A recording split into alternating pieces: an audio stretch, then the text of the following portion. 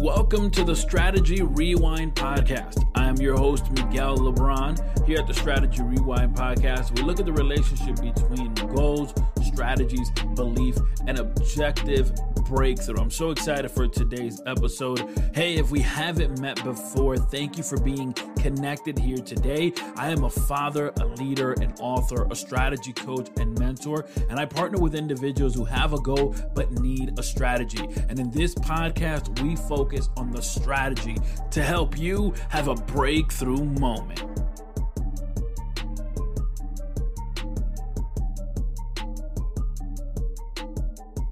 Let's talk about the difference between balance and harmony. Balance is using the same amount of energy, time, and attention on one thing as you would on another. So that is, if you go to work or you go to school or you're on a daily task, that the same amount of energy, time, and attention that you would invest in that you would invest it as well into something else. Now, let's be honest here. If you're working a 9 to 5 or from midnight to sun up to sundown and anything in between, we know that you may not be investing the same time, energy, and attention on one thing as you do with another. And I'm not here to make you feel bad because I'm in the same boat as you. So what I have learned is that instead of trying to create balance, let's create harmony. You see, when we create harmony, we use the things we learn on one end and use them on another. So what I learn at home, I apply it at work. And when I learn at work, I apply it at home. The interaction, the creativity, the problem solving, the creating projects, etc. Another thing is that harmony requires for you to be present. I'm here now. If I'm at home now. And this is what I'm doing now. That's what harmony requires. If I'm at work now. I'm here now. How can I use everything that I have here now to be the best version here now?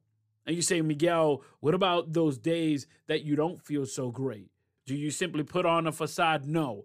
I don't think, and I don't believe, and I don't subscribe to the philosophy, to the idea that you should fake it until you make it. I don't believe in that.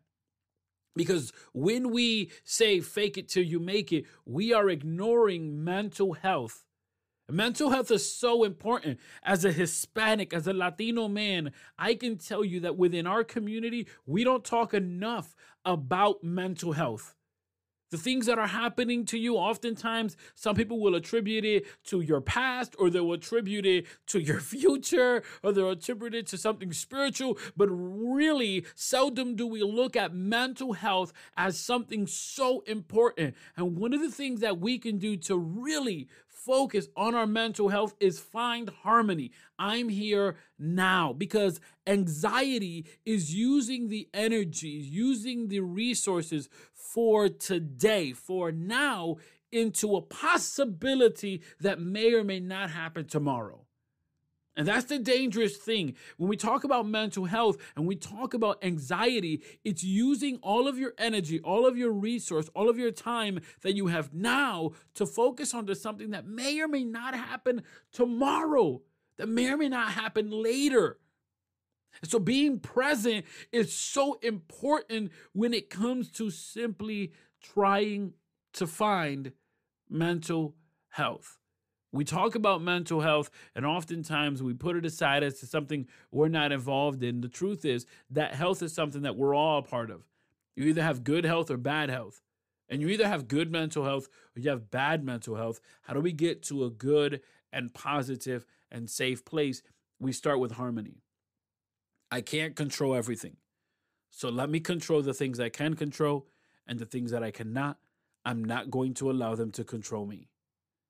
We have to start with harmony. I'm here now. Later, I'll be home. Later, I'll be doing X, Y, Z. But now, I'm here. So let me give the best of me here. And when I'm there, somewhere else, I'll give the best of me there. In trying to find balance, what you're going to try to do is, well, you're going to try to invest the same amount of time, energy, and effort. And we know that throughout the day, you may have more energy in the morning or more energy in the afternoon. which is very important when it comes to scheduling and time blocking and creating your agenda. Because if you know that you have more time and more energy and more attention in the morning, well, then why don't you get those things that require more time and attention in the morning, get those things out of the way so that later on in the day, while maybe you're not as energetic or maybe you're not as invested, right? Let's explore why that is, but let's also arrange the agenda in such a way that you could have harmony. That is, be as present as possible in the morning, be as present as possible in the afternoon, and be as present as possible at night. All right, I want to make a quick confession here. I am not a life coach. No, I'm not a life coach because I'm a personal growth strategist. A personal growth strategist can help you think strategically and establish a strategy in the face of adversity. Maybe you're ready to go to the next level, but you don't see the starting line. You have a hunger and a drive inside you, but you feel like there's a fog that surrounds you. The responsibilities of every day bog you down, making it much more difficult and complicated to even start or feel as though you can start. A personal growth strategist not only allows you to define the starting line, but they help you have a breakthrough moment. Head over to MiguelLebron.com. That's MiguelLebron.com, where today you can set up a free 30-minute strategy session. So no, I'm not a life coach. I'm a personal growth strategist, and I want you to have a breakthrough moment. I'm so excited for today's guest, Paul Levitin. Thank you so much for being part of the program here today. For those who aren't familiar with what you're doing, let them know about yourself. Yeah, hi, thank you. And thank you for having me. First of all, I'm excited to be here. I always love getting to have conversations with people like yourself. Like you said, my name is Paul Levitin. I am a happiness coach, and I help people live happy lives and find their passion and their purpose through personal development, through self-growth, and through education. For those individuals that are thinking, Paul, I want to be happy. I like being happy. Give us a little bit of the definition or how you would define that happiness. I don't know that there is one set definition, and my definition changes. And, you know, it's a funny thing to say because I am a happiness coach, right? So I get asked this question more than anything else probably ever.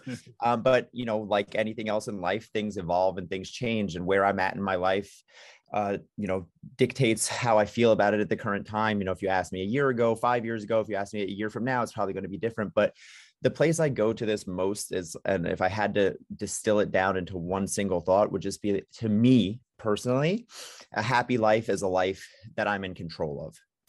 Meaning I want to be in the driver's seat of life, not the passenger seat of life. To me, people who are unhappy, usually it comes from them being in the passenger seat of life, meaning things are happening to me. I'm going through life. I'm putting out fires. I'm responding to things. I'm living life in reactivity. I'm not being proactive, and I feel out of control. It's, you know, and autonomy is one of the deepest human needs, right? We all want to feel as if we are in control of our own destiny. So everything that takes us farther away from that probably makes us unhappy. And everything that takes us closer to that will make us more happy. And to give you some concrete examples, right? Health is a perfect example. Being unhealthy is being out of control of your life, right? If you're sick, you're always having to go to doctors. You have to take medicine. Maybe if you have a bad knee and you can't run as much, you have a bad ankle, you have a bad shoulder, whatever the thing is, it's like, that doesn't feel good. And it's not because your shoulder hurts. It's because you can't play catch with your kid. It's not because your knee hurts. It's because your friends are going on a hike and you can't go with them, right? So you're losing the option of making that decision for yourself, right? Same thing with being broke. It's not the lack of money that actually matters. It's the fact that you can't do things because you don't have enough money. You're sitting home broke and you have nothing to do anyway. So you're not thinking about your lack of money. It's when your friends call you up and say, hey, we're going out for dinner tonight, and you have to check your bank account and you go, oh, actually, I'm going to skip tonight. That feels bad because now you're out of control. Now take the same situation where your friends call you up and they say, hey, we're going out to dinner and I have all the money in the world, but I decide not to go. And I'm like, no, I'm going to skip tonight. I'm in control of that. I don't feel bad about that because that was my decision. In both scenarios, I didn't go to dinner, but one of them is I feel sad or bad because it's not my decision. And one of them, it is my decision. So it doesn't make me feel bad. So to me, what I try to do with my coaching and what I try to do with everyone is like, how do we get you to be in the driver's seat of life? That's awesome.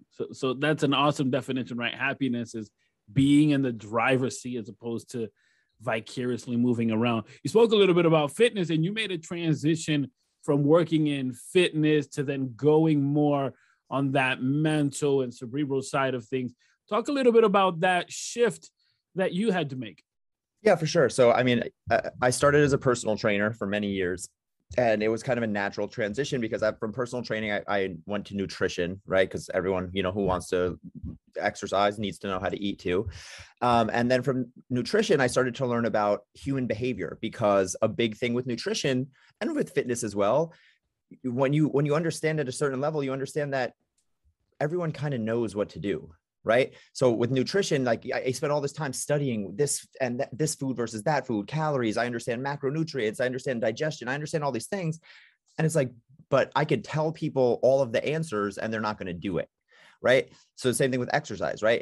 If just having the best workout were the answer, YouTube would have solved the obesity epidemic 15 years ago. Right. But it hasn't. So lack of information isn't the problem. Right. So now it's like, what is the problem? And that is human nature. Human nature. We are weird things that just, we do things and we don't understand why we do them. We say one thing, we do another, we want one thing, we do things that are directly counter to those goals. So that's what I became very interested in. And I started to learn psychology and behavior change and human motivation. And when I kind of went down this rabbit hole, I was like, oh, this is what's important. Because if I can help people change and understand human nature, then you can take that and do whatever you want with it, right? You can take that and become healthy. You can take that and become successful in business. You can take that and become successful in your relationships, because this is all human stuff. So my podcast is called The Healthy, Happy Human. And I say the human part because this is all human stuff. And this is why I can talk about stuff like this and people can nod their head and go, yeah, that is kind of true. Like, because we're all humans. And I've gone through this stuff, and I have, you know, the fortunate background of, again, being a personal trainer. I was in the gym working with people to literally change. I mean, that is what a personal trainer does. I help people change. Now, this was changing their physical body. Now I have to help them change their mindset. But I had in the trenches work of like, what works and what doesn't. How do you motivate people? How do you get people to do things? And like, that's kind of where I realized, like, oh, this is how I can help more people, is by helping them change the mental more than working so much on the physical. Yeah, you know, I like that part of the human aspect of it, because often we forget that we are human beings, not human doings. But for those individuals who are tuning in and need strategy on having more harmony and happiness on their mental health, what are some strategies we can implement to have a breakthrough moment? As I was just saying about if happiness is being in control, right? So this, again, human stuff, everything that I talk about is a paradox, right? And this is why it's hard. People want an answer. Just tell me what to do and I'll do it. Tell me what to eat and I'll eat it. Tell me what to, and I'll do, but it doesn't work like that, right? Because again, humans are weird. Humans are complicated. The key to being happy is to be in control of your life. And yet we know that in life, you can't control everything, right? So that leaves us at an inherent disconnect. So how do we balance those two? And it's by understanding what Stephen Covey, if you've ever read the book, The 7 Habits of Highly Effective People, it's one of my favorite books of all time. I highly recommend what he calls spheres of influence, right? So there's certain things that I have influence and control over, and there's certain things that I don't. And inherently, anything that lies outside of my sphere of influence, anything that I cannot influence or control, I cannot spend any mental or physical energy on, because it's wasted energy. So if I'm driving my car and I'm stuck in traffic, no matter how much I kick, scream, slam on the steering wheel and get upset, I can't make the traffic move any faster.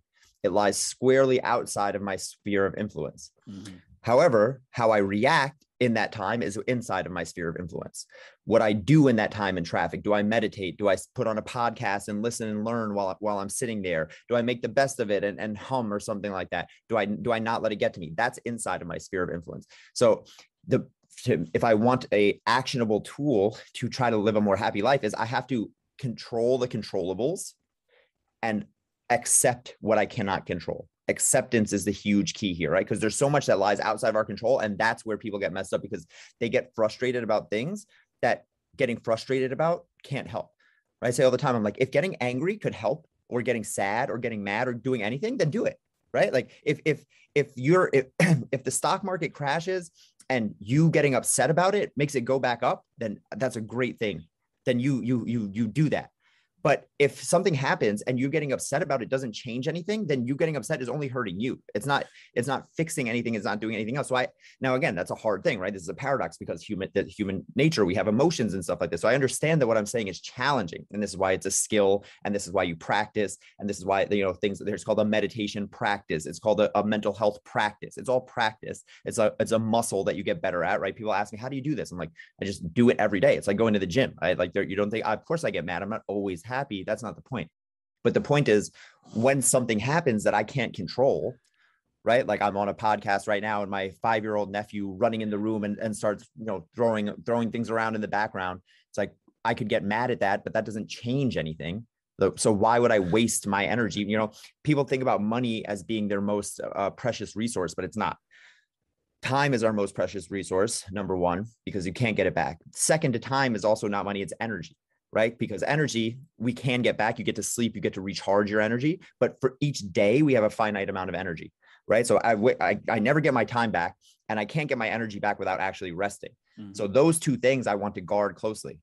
And that's why I will never spend my energy or my time on something that I cannot affect or change. And if I can do that and let all of those things go, what that also does is it allows all of my time and energy to be spent on the things that matter. So now it's a double win, because now it's like I'm not wasting energy on the other stuff, and I am now giving more to the things that actually deserve my time and my energy. And to me, that's how a full, fulfilling, happy life is built. Yeah, it really takes a lot of intentionality on what you're saying, right? I mean, we can either control the things we can control, and then the rest of it, let it be as it may, or we can allow those other things that we can't control us. And as you said, at that point, it's wasted energy.